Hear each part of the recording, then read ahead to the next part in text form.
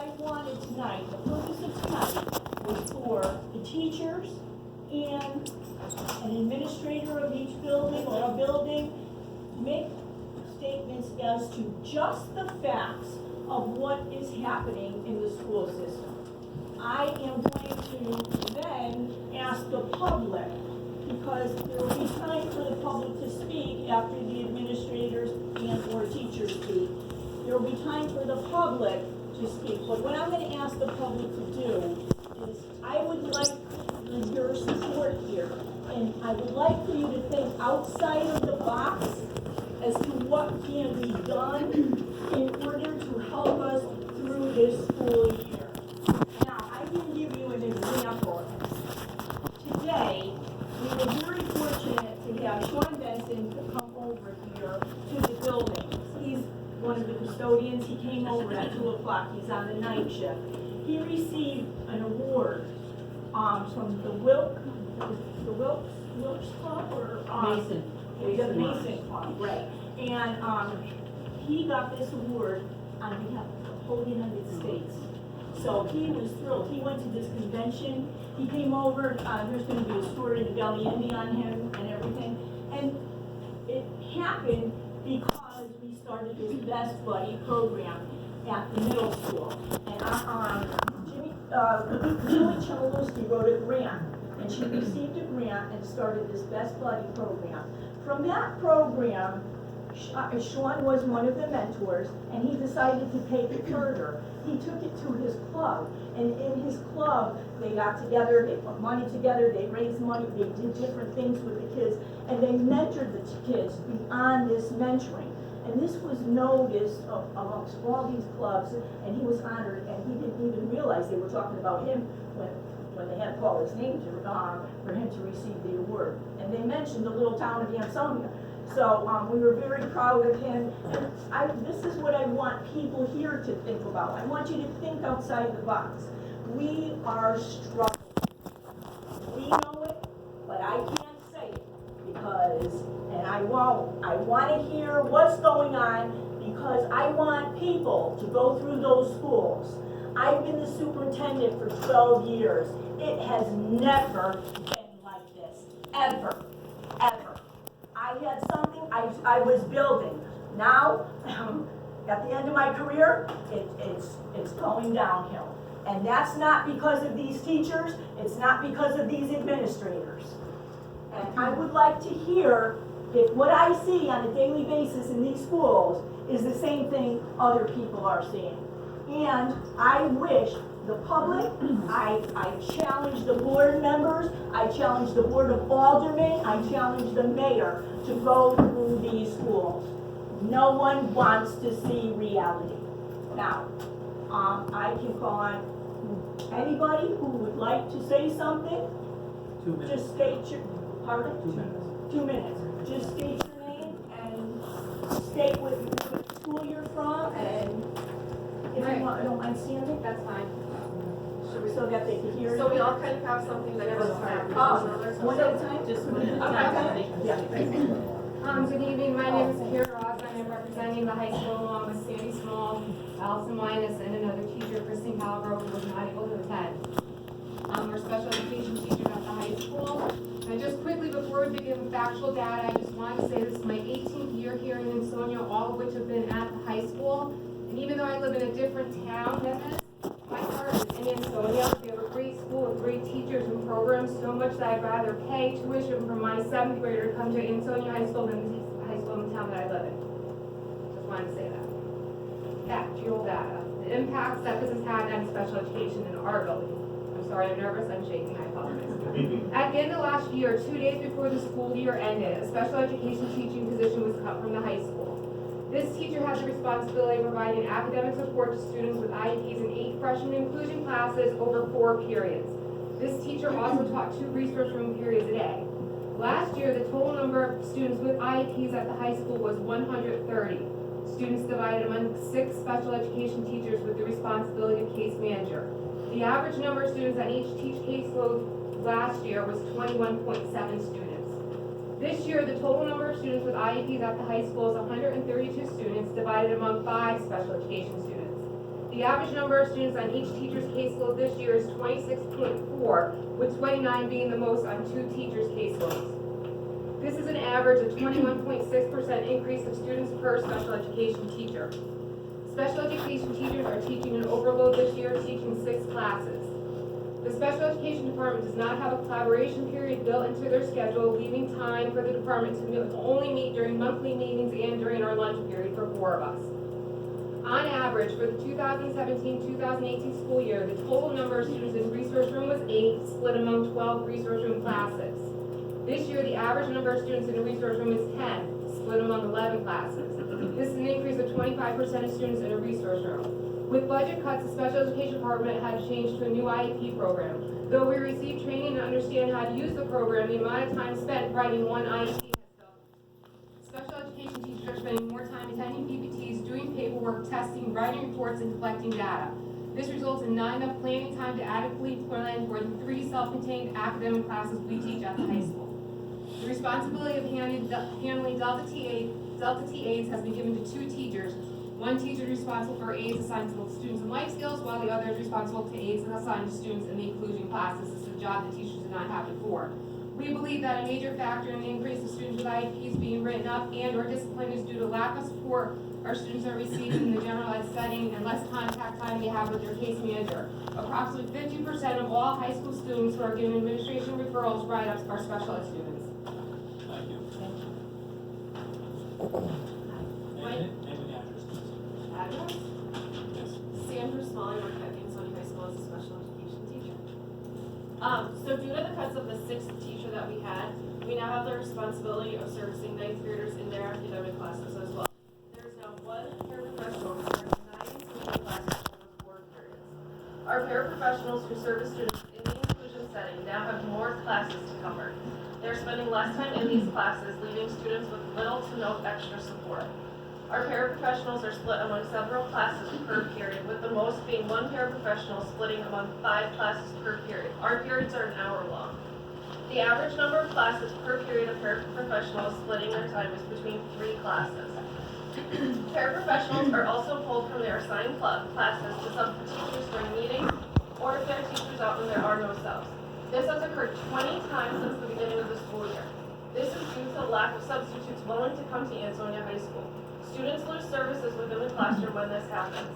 Also, due to lack of substitutes, the special education teachers have combined classes on multiple occasions and have covered each other's classes. When this happens, our students lose out on instructional hours needed as required in their IEPs. The impact this has on students and general education teachers is lack of services and supports provided to these students in these classes. Because the paraprofessionals split their time among the classes based on what day it is in the rotation, students can have 3 days of classes with no special education support in their classes. When testing quizzes are given on the same day, the paraprofessionals cannot pull students and provide them with their accommodations as stated in their IEPs, such as early read tests, alternate setting, extra time, etc. This results in special education students taking test quizzes without support, as their classes may occur during a time when the paraprofessional is not scheduled to be there or is giving another test. The students often ask to see their case manager during testing when support is not available, but often this occurs when special education teachers are teaching classes in a prep or in a meeting. Thank you. Allison Linus, Ansonia High School, special ed. I've been in Ansonia for over 16 years in Cameron. Mine's more of like the emotional toll I think that it's taken on us. Not only have all of these issues been negative for the students, but also on us as teachers. This extra work has taken an emotional toll on us all. We love Ansonia, but these past few months have made us rethink our passion for teachers. Our personal lives have also been affected.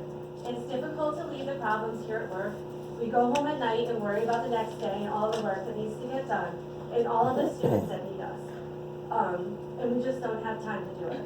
Teachers are spending additional hours, more than we've ever done in previous years, at home trying to keep up with this demand for paperwork required for PPT meetings and planning for classes.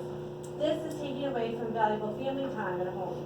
This has never been an issue in the combined 47 years that the 4 of us, the other teachers, I have 47 years we've been in Ansonia in combined total. The level of stress that we're experiencing this year has negatively impacted all of us. students and teachers alike. Kids need us, we can't service them. We can't talk to them the way we used to. It's been very difficult.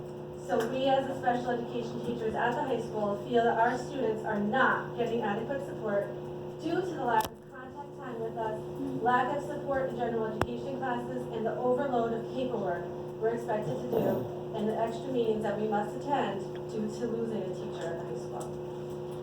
Thank you.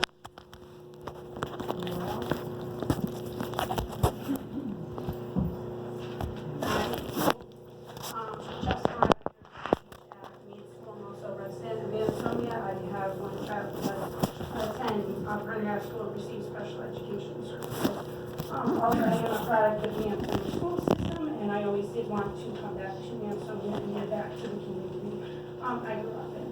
I worked in Ansonia, taught second grade for the past 17 years. I've always felt like a veteran teacher, even with the changes in the past few years, including half-day specials, or half-year specials, excuse me, losing intervention, classroom teachers teaching intervention. I've never felt more unprepared as I do this year for teaching 27 7-year-olds. 27 7-year-olds in one classroom is way too many children. Currently, we just finished testing our children in reading and math. Technically, at this point, we should be progress monitoring because we should have already been working with our children in small groups. You can't do that when you have to test children one-on-one to get an accurate reading level or a math lesson level. Also getting new students within the past week. I got 2 new students that I have to assess and find out the levels they're at. So I'm not doing my job right now to the best of my ability because I'm not able to meet my children in small groups. Getting to know my students. It's impossible, pretty much, I'm sure everyone in this room who has a job doesn't know 27 people at their job very well. Usually at this point of the year, I know which of my students need a little extra emotional support from me, need that extra hug in the morning, need an extra cereal to go home with that night, who might need me to speak to this guidance counselor, social worker about getting a new pair of shoes. I'm not getting to know the 27 students in my room as well as I should to do my job effectively. Thank you.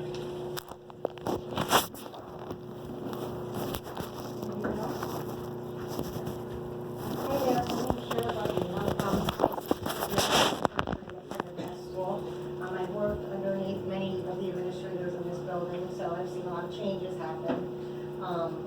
I am here to talk about, like Mrs. Rogers did, the overcrowding in our classrooms.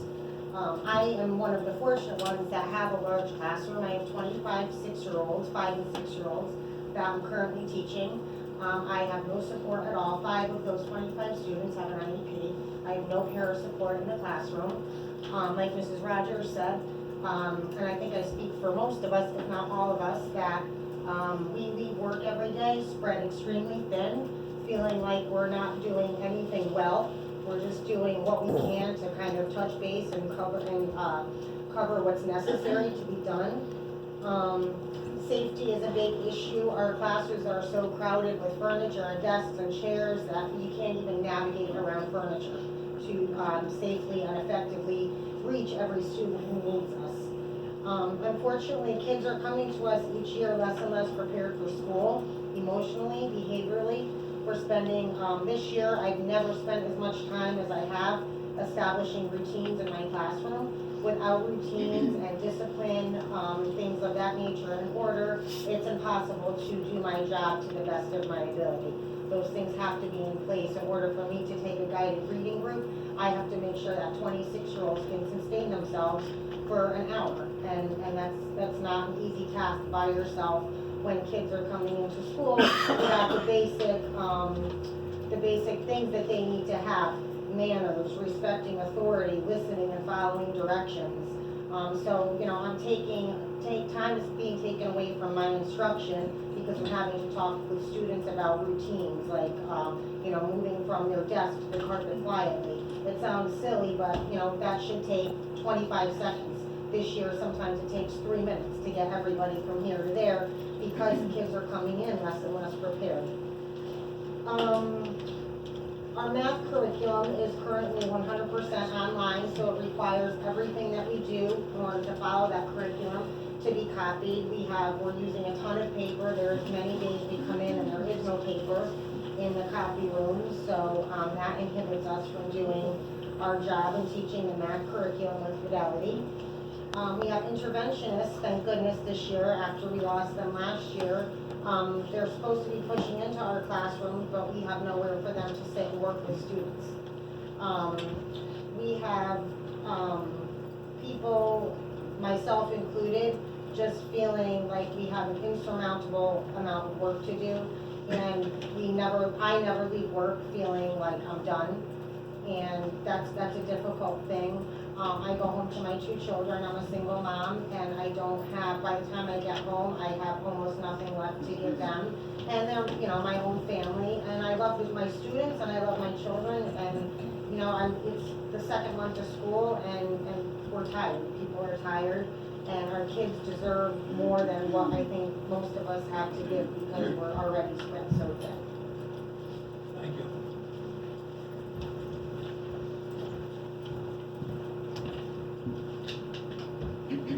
Hi, my name is Nicole Lucas. I am a 6th grade teacher at Pendergast School. This is my 14th year teaching here in Ansonia. I was one of the teachers who were displaced at the end of the school year last year. I have always been a lower elementary teacher. I first taught kindergarten for 5 years. I'm sorry, I'm nervous. And then I was a 3rd grade teacher for 7 years. I was a team leader in 3rd grade. I was the language arts curriculum writer. I was an excellent 3rd grade teacher. I had data that supported that. Last year, the SBAC scores for my grade were excellent. 75% of my students were proficient or higher. I had the highest percentage in the entire district, yet my position was eliminated and now I am teaching grade 6. Is a grade that I feel highly uncomfortable teaching. I am trying my best this year. I'm keeping my head up and I'm trying really hard, but it's very difficult. I'm at work every day from 7:30 until 5:30, and then I bring home work with me. I haven't slept more than 4 hours a night since school started.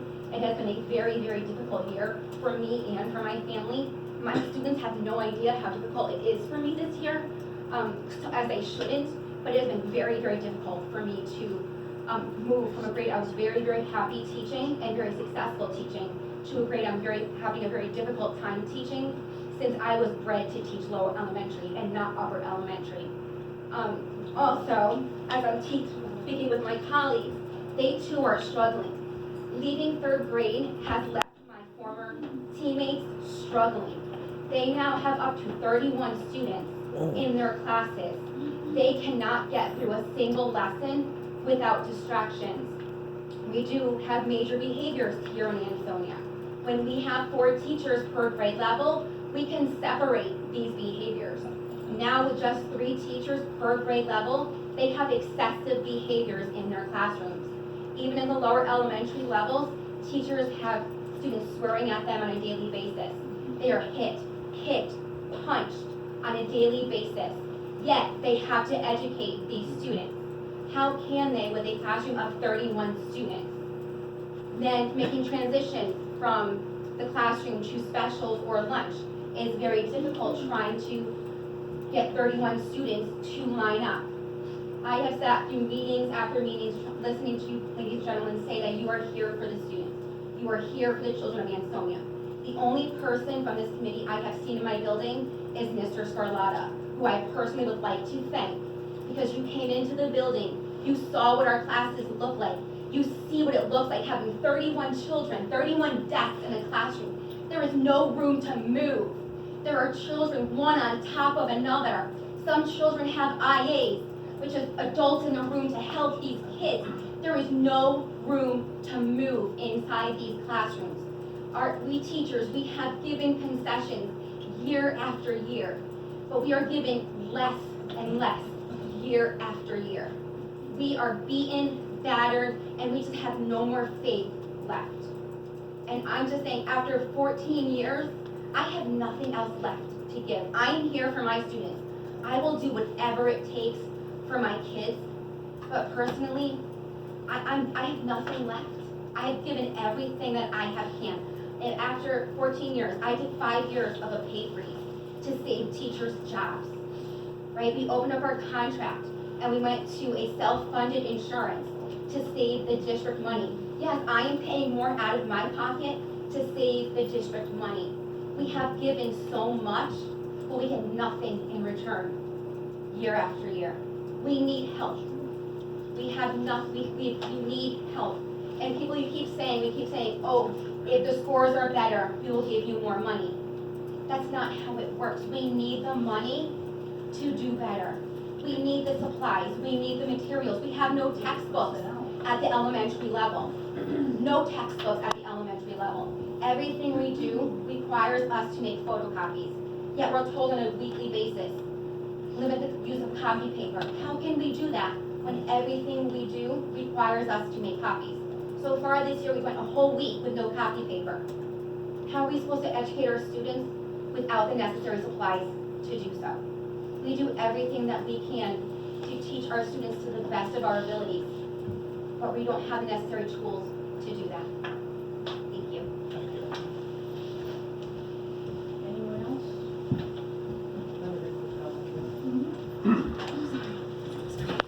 I just did a quick head count. We probably have 35 people sitting in this gallery right here. That's what a classroom looks like. When I first went to with your desks is even more, it's even more crowded. 31 kids looks like in the classroom. I don't know how the teachers can get anything done. When I walked through Prendergast, I did it during the day. It was just before our not this last meeting, but the meeting before. It's early in the school year. The kids were around the age. But you walk into a class full of 31 kids, and it's daunting to look at. The first couple of classrooms that I walked into, just to look, it was like a sea of kids. I've been guest speaker for several classes over the years, and it's comfortable in a class that's small. I don't know how to even address a class like that. And you see the storm clouds in the distance because kids are just going to be kids. There's nothing bad about them sometimes, they're just kids. And in the elementary class, I can see it, people just know that they're itching. And once they get comfortable, mayhem's gonna break loose. And Matt and I talked a couple weeks ago, and we're here living it now. God bless you guys, I don't know how you're doing it, I don't know how to get you any help, but that's what we're here tonight to figure out. You have to walk into a classroom and look at folks to understand what they have to go through. You can say 31 kids, 27, 31 kids in a classroom. It doesn't mean anything until you open that door and look at what you're facing. I don't know how you're teaching anything. You gotta be spending more time trying to corral the kids and get their attention than you can giving them instruction. And I have a daughter in the 8th grade and a daughter in the 6th grade. And as a parent, I hear stories coming from school. There's a substitute in today, Dad, we didn't get homework, this, that. But you don't pay that much attention to your kids when they tell you about what's going on in school. It's like, okay, let's finish your homework and get that done. And it wasn't until I had a conversation with Matt Hub, about some of what was going on in school. And I thought, oh my God, everything she's telling me is real. You really don't pay that much attention to it. And that reality struck home in a big way. And that's when I realized we have trouble. We're in, I won't say crisis, but you guys get your hands full. And it was time to address it. It is crisis. Yeah, It's there. We're only human, we can only handle so much. you're folks just like we are. You're not super people. You're not supermen. You're just regular folks trying to do your job. And you are in a pressure cooker right now. Anyone else? Thank you. Sorry. She wants to read a statement from Maria, is that okay? From who? Hey, Is Ready? it ready? Ready? She wouldn't be here tonight. She couldn't make it, so she wrote a letter. Dear respected members of the Ansonia community, my name is Maria Kingrady, and I have served as a music teacher at Ansonia High School for 22 years, directing both the band, chorus, vocal vibes, after-school chorus, and keyboarding courses. It is with great humility and appreciation for the difficult financial decisions being made that I write to you today. I will speak on my own day-to-day challenges as well as on a more global level in terms of potential future ramifications. Like most recent years, this year I teach an overload, which is 6 classes versus the traditional 5. In my particular situation, this is generally a good problem to have on the surface. It allows students, especially higher academic performers, who tend to have very demanding schedules, more wiggle room to explore the performing arts, though not often until they are upperclassmen.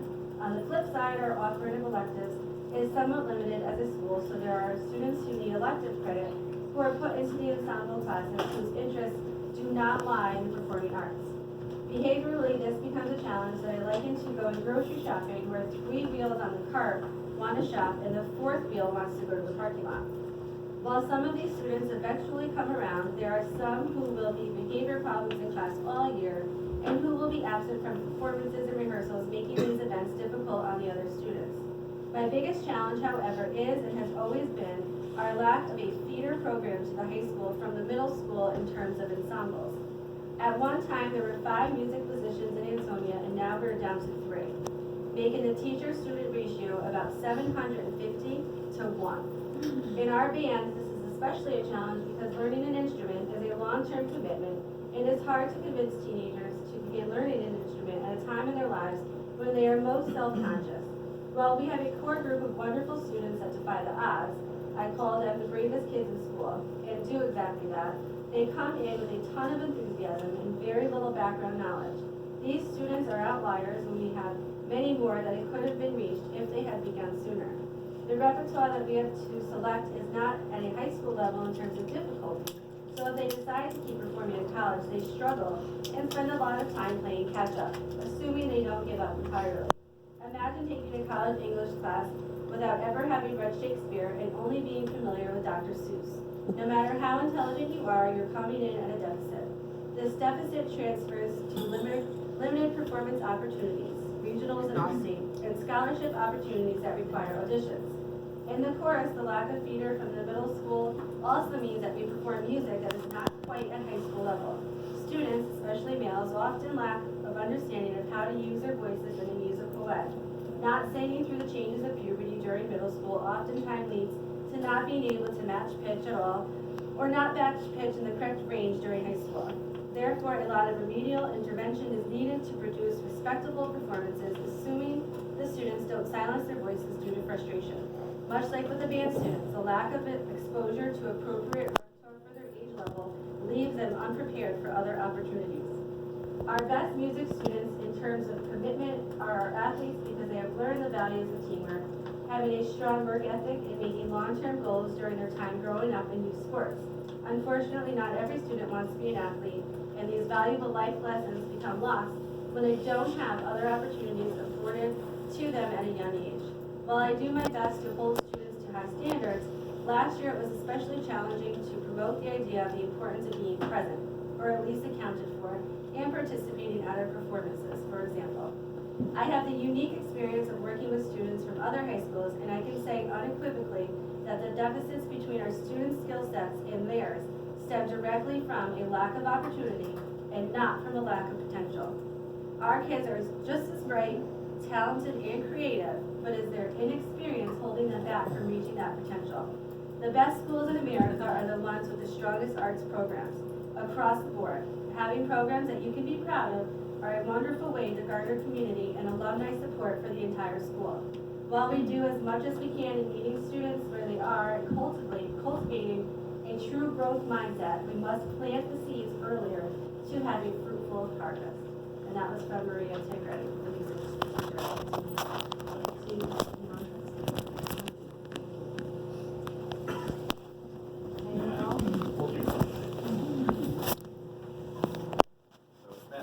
Middle school music teacher. First, I wanted to say, I sent one email and made one Facebook post, and we have teachers. We have many more teachers that want to be here tonight. In 2000 to 2004, I taught middle school band. Who was cut in 2004? I had 225 students in my band when the program was cut. I had music teachers of 4 years ago, before I was president, we ended up cutting another music teacher at the elementary school. Now Mr. Hudson teaches 1,500 students a year. The students get halftime music. 4 to 3. That's it. That's what we got. But at the middle school, I want to talk about, because I think I'm a middle school teacher here tonight. I have a particular class, there's 29 students, they travel together all day, so they're together for every subject, social studies, math, language arts.